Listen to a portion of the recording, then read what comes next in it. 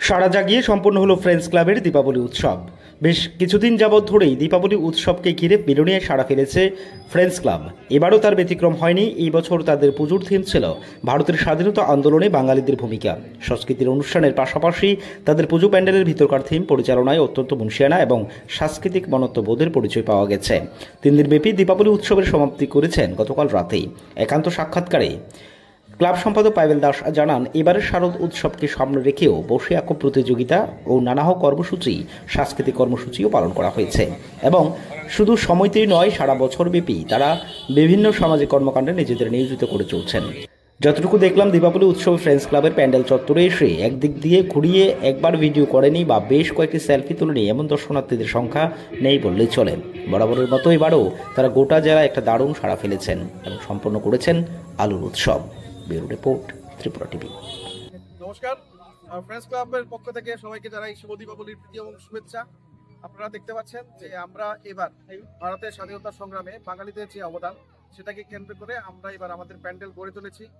আমাদের প্যান্ডেলে 3টি ভাগে বিভক্ত। প্রথম ভাগে আমরা ভারত মাতাকে সম্মানিত করেছি, সেই সঙ্গে যারা ভারতবর্ষের শ্রেষ্ঠ সন্তানরা রয়েছে ওনাদেরও আমরা শ্রদ্ধা প্রদর্শন করেছি। দ্বিতীয় ভাগে যে পার্টটা আপনারা দেখতে পাবেন, সেখানে আমরা বিভিন্ন ফ্ল্যাক্সের মাধ্যমে বিভিন্ন জাগরণ, যে জাতীয় যে জাগরণ যে ব্যাপারগুলো রয়েছে সেগুলো তুলে ধরেছি।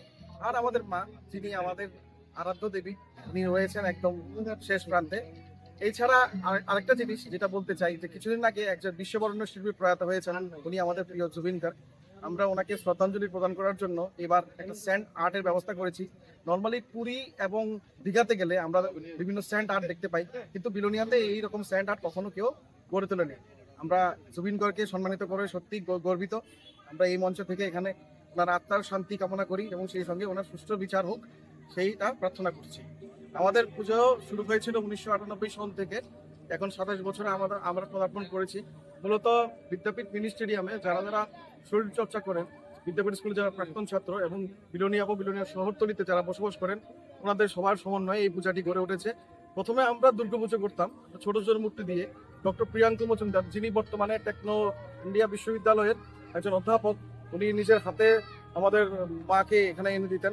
ধীরে ধীরে আমরা বড় হচ্ছি, আমরা চলে গেলাম কালী মায়ের কাছে। তো আমরা সবাই মিলে সেবা পূজার প্রতি হয়েছি।